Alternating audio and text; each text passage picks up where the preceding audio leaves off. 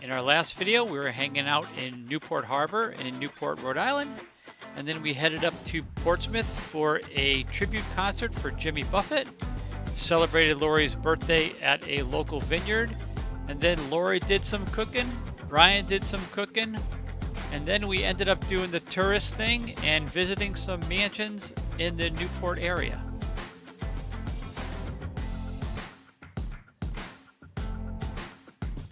In today's video, we do some clamming, we hang out a little bit in Newport, Rhode Island and hunt for that elusive lobster roll. Then we go back up to Portsmouth where we do some touring around Island Park. Then on to Block Island where we encounter some storms but otherwise have a great time and end up doing this wild scavenger hunt to learn more about the island.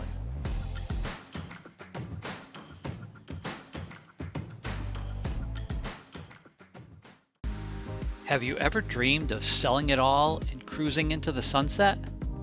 Well, that's exactly what we did. It's no fun going it alone though, so why don't you join us for the ride? Alright, let's talk clams, or specifically clams called quahogs that are found in the east coast of North America. Basically, they are named by the size, with the smallest ones being the little necks, and they range roughly about 1 to 2 inches, or should I say the smallest ones that you could legally take. Those are the best for eating raw. They're the most tender and raw and steamed, and then they size up accordingly, and the largest ones are called chowders, and they're basically good for chowders or stuffies as we call them, which are baked stuffed clams. In the middle you have top necks and middle necks and cherry stones, and they're all kind of by size or ranked by size, but know that the smallest ones, the little necks, are the best eating ones, and the largest ones, which most people call quahogs or chowders, they're for other purposes because they're a little too tough. Recreationally, how we get clams is we usually just use our heels. You dig into the sand, you feel something hard, you reach down, you pick it up. Other folks like to use rakes, but ever since I was a kid, I've been using my heels and it seems to work just fine. All right, Robert, what do we got going on here? What's the technique? This is the technique. The rake?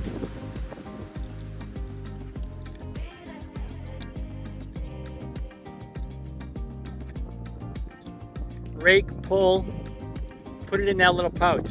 So Robert used the rake technique, I just used my heels, and we both hit the mother lode. In less than an hour, I think we each filled a 5-gallon bucket.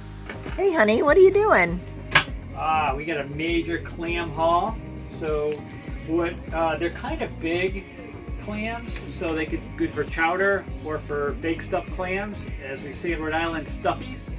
So what I'm doing is boiling them now, and we could freeze them and make some stuffies, or I'll make some stuffies tomorrow before I freeze them.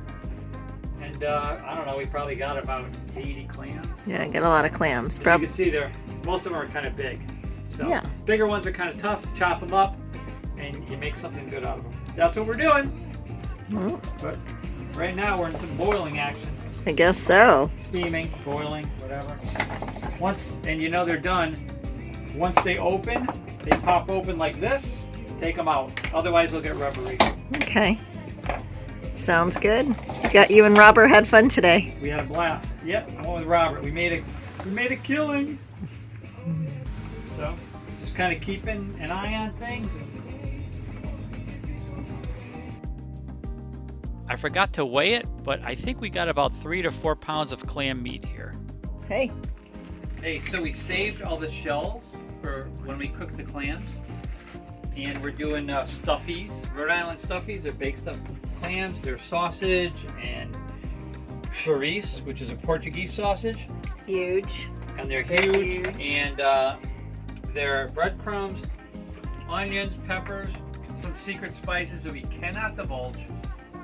But they look amazing. We're going to put them on the grill and just kind of warm them up. Everything's already cooked, the sausage, chorizo, everything.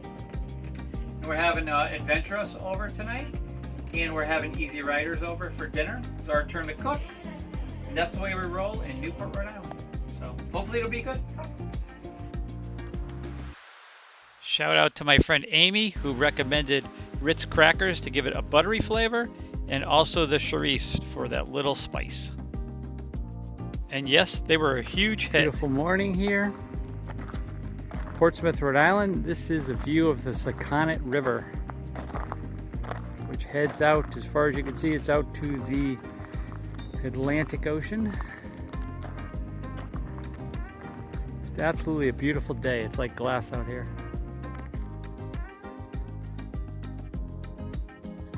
We really love walking around the Island Park area of Portsmouth. There are quite a mix of seaside cottages, some on the older side, and also many on the newer side. There's a small liquor store nearby, and also a number of restaurants. Flo's Drive-In overlooks the Sakonnet River and is popular for their seafood and ice cream.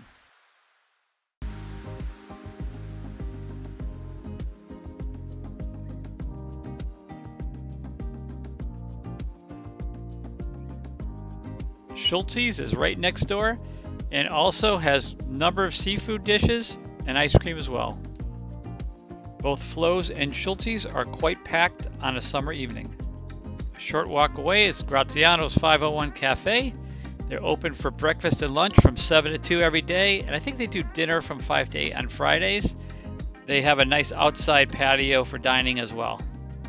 Also nearby is Schooners, which I would describe as a bit of a dive bar. Our fave has to be Sunset Cafe.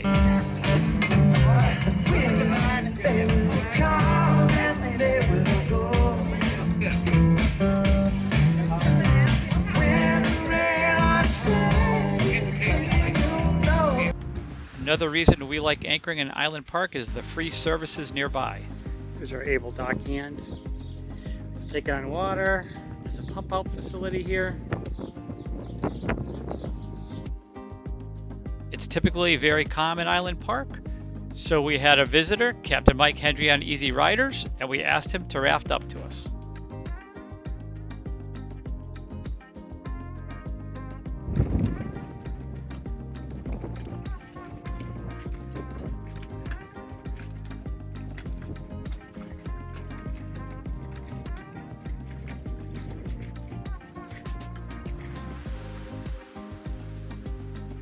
After a few days hanging in the cove, it gets kind of quiet, so we decided to head back to Newport for some fun. We were heading to the Mount Hope Bridge where we passed these guys. Not sure really what's going on here. In Newport, you could always count on the Bowen's Wharf area for something to do.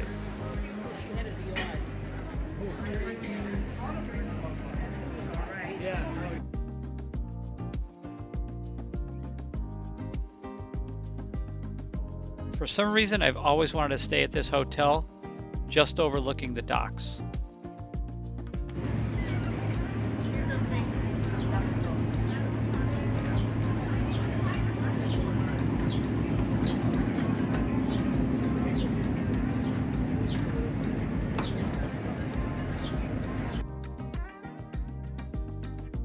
There are plenty of bars, restaurants, and shopping in the wharf area.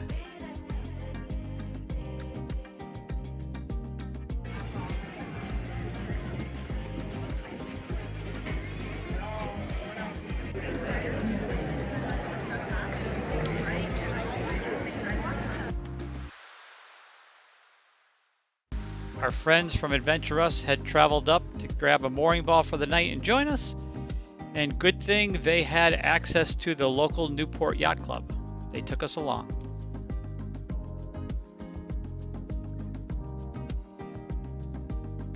The rooftop bar and dining area have a commanding view of Newport Harbor.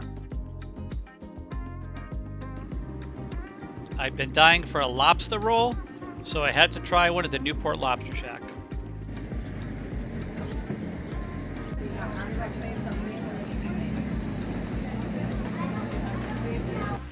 I got the 3-ounce lobster roll with fries. It was only $20. It was okay. Another nice little amenity in Newport is that they have a floating dock that you could pull up to and fill your water tanks.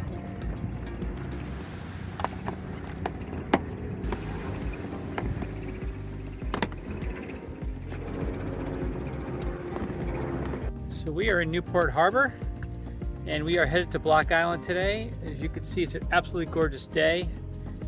We picked probably about a 9 to 10 a.m. Launch time because the wind was going to come down a little bit. Should be only like 1 footers out in the ocean, so it should be beautiful. We're just taking on some water. We expect it to be a gorgeous day. I think we're probably going to spend, maybe 5 days, 7 days out there. Looks like pretty good weather. For the most part, we may have to take a mooring for some windy days, but otherwise it's looking pretty good. That's where we are today. On our way out of Newport Harbor, we passed by Roger Penske's yacht.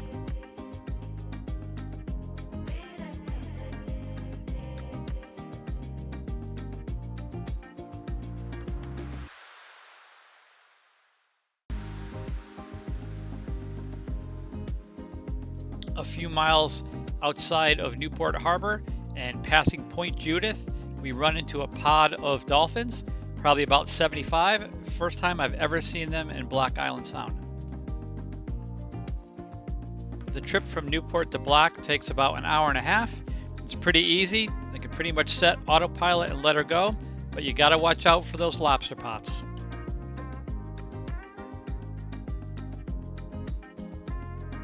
We happened to stumble upon a big fishing tournament on Block Island that week. It looks like they're weighing in some good-sized tuna.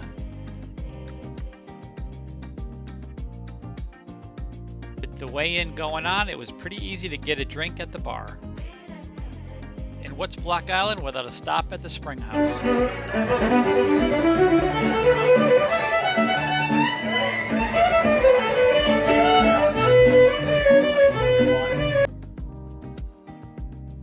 Back at the Anchorage, the skies were starting to look a little bit ominous.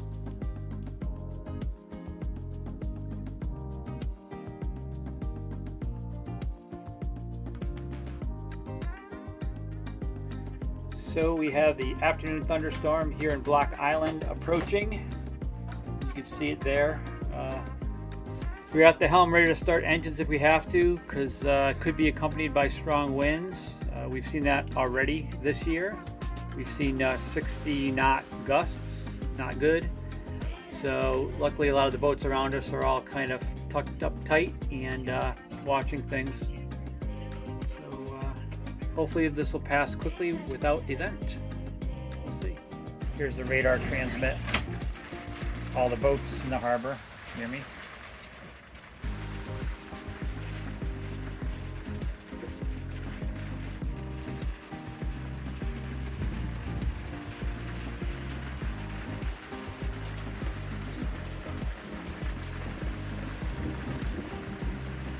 So the Block Island Anchorage could get kind of crowded in the summertime, and sometimes boats anchor a little bit too close. Everybody has a little bit different technique. Some have more expertise than others, and in strong winds the boats have been known to drag. So it was good to see a lot of the captains were at the helms or in the fly bridges just in case. So just in front of us, this sail cat dragged backwards towards this large sport fish and almost hit them.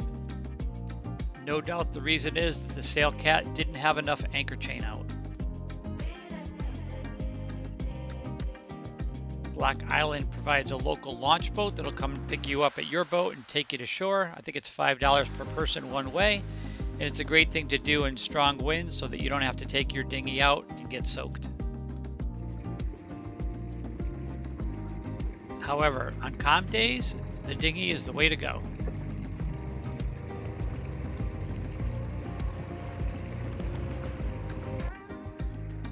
Block Island, being boater friendly, provides a water station that consists of a piling with a hose that goes to shore, and basically you just stop by and fill up your tanks.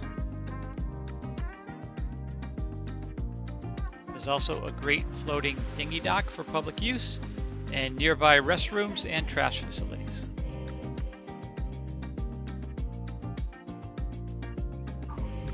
Come here. Stay. Come here. Yeah, we're gonna go see the vet. We're gonna go see the vet and get that fixed. You good girl. You're a good girl. Yeah, you're good. You want to go in the dinghy? Want to go for a ride?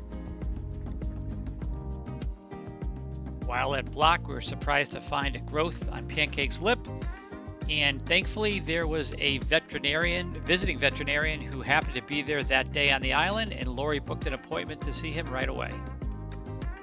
It ended up being super convenient because the vet was meeting people behind the Ore restaurant in the nearby American Legion Hall. Though unable to test it, the vet thought it was benign, but we should get it removed as soon as possible.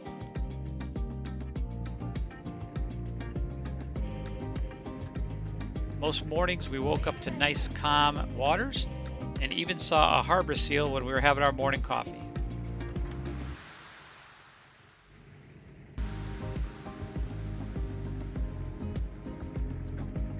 We have some friends who summer on the island, and they invited us to the local weekly concert, Blues on the Beach.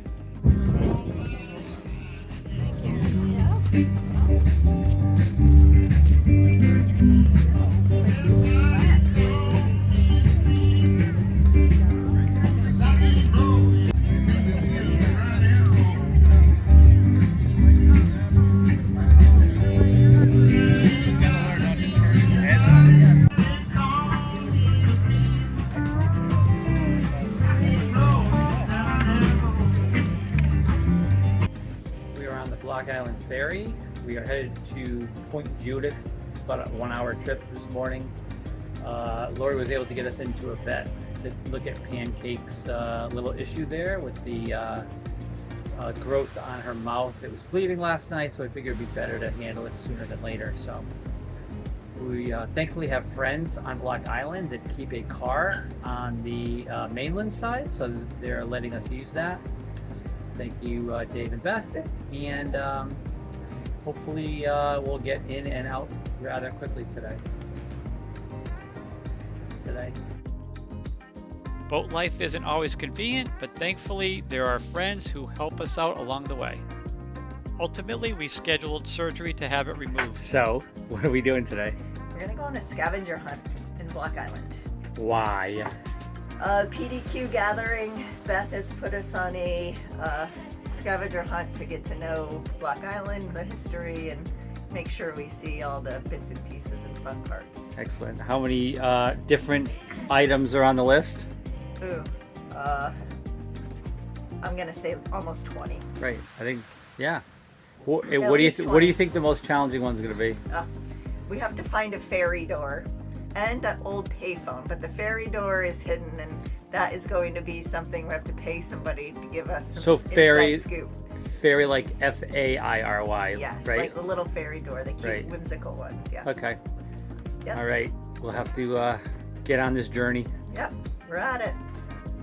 Thankfully, our friends Tom and Kim rented a car for the scavenger hunt. This is a great rented car. How many miles do we have on this car? 125,337. Awesome. Just excellent. Broken in. And if there was a fragrance in the car, how would you describe it the most? Oh, the dope. Oh, the weed. Okay, excellent. Let's get on this hunt. You sure we're supposed to be here? Yeah. So we had to document through pictures some of the 20 items. One of them being a lighthouse, one of them counting the number of stairs at the bluffs, a painted rock, an old style phone booth, pictures with a donkey, I think, and a llama, or rather an alpaca. We found a ferry door in a ferry garden, and also had to take a picture on a bicycle. One of the hardest things was to try and get somebody to wave to you from the ferry. Wave! Wave! Wave! Wave! Wave! Wave! Wave! We need a wave! Need a wave! Wave! Wave! None of the disembarking ferry riders would wave to us, but finally we got a worker to wave. Later that evening, the PDQ group got together at a local restaurant for a lobster dinner. I think there were about 8 boats represented. Our friends Tom and Kim ended up winning the grand prize, which was a Block Island glass orb. Those things are quite treasured. If you know, you know. I guess we'll wrap on that note. Thanks so much for tuning in.